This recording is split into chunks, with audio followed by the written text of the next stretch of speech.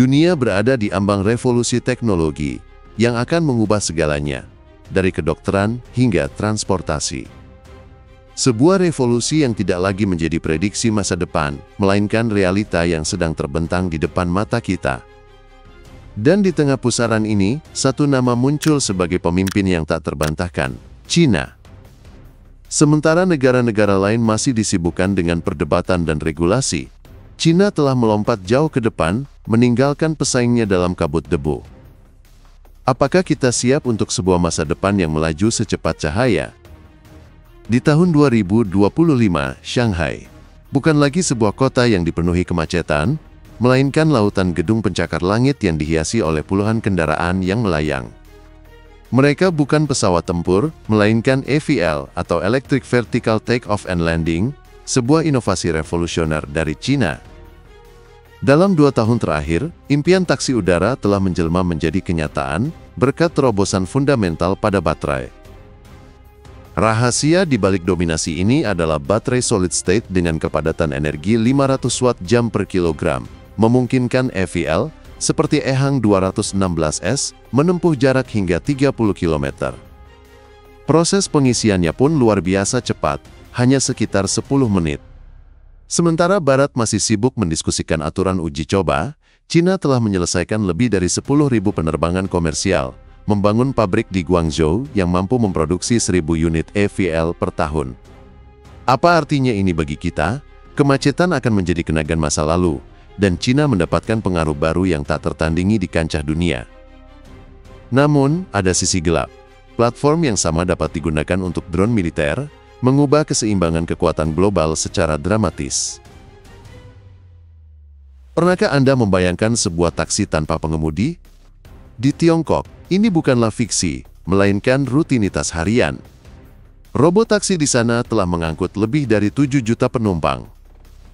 Kunci kesuksesannya adalah kecerdasan buatan Baidu Apollo yang mampu memproses 1.000 skenario lalu lintas per detik, jauh melampaui Waymo dari Amerika yang hanya mampu menangani 200.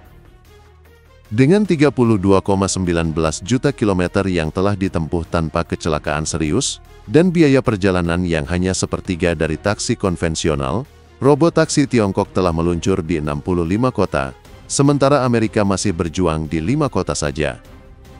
Ini bukan lagi soal efisiensi, tetapi tentang skala. Di balik kemajuan ini, ada pertanyaan yang menakutkan.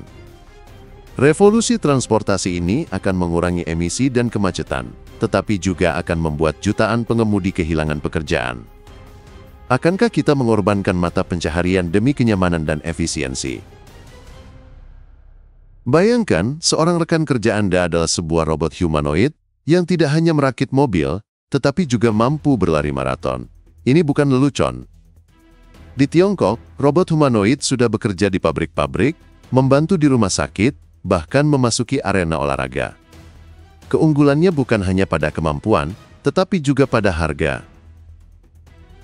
Robot Uniter G1 dengan harga hanya 248 juta rupiah, 10 kali lebih murah daripada pesaingnya dari Boston Dynamics.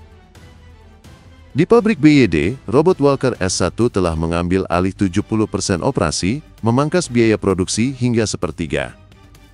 Tiongkok berencana memproduksi 500 humanoid untuk setiap 10.000 pekerja pada tahun 2025, 5 kali lebih banyak dari Amerika Serikat. Teknologi ini menjanjikan perawatan yang lebih baik untuk lansia dan produksi yang lebih murah. Namun, di sisi lain, jutaan pekerjaan akan terancam. Ketika mesin dapat melakukan segalanya, apa yang tersisa untuk manusia?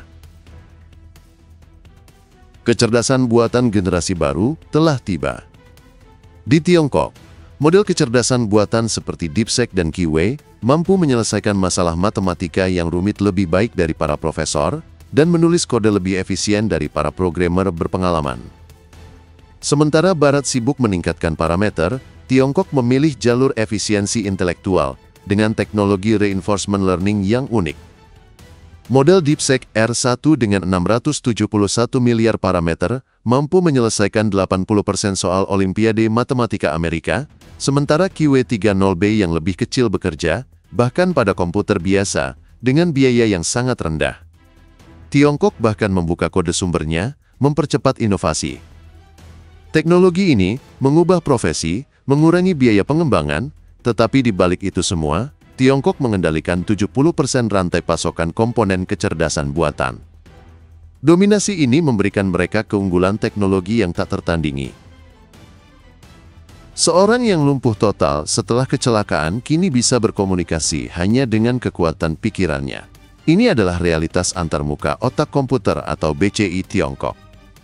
Alat Brain Talker yang menyerupai headset biasa memungkinkan pengetikan teks dengan kecepatan 50 kata per menit tanpa operasi bedah.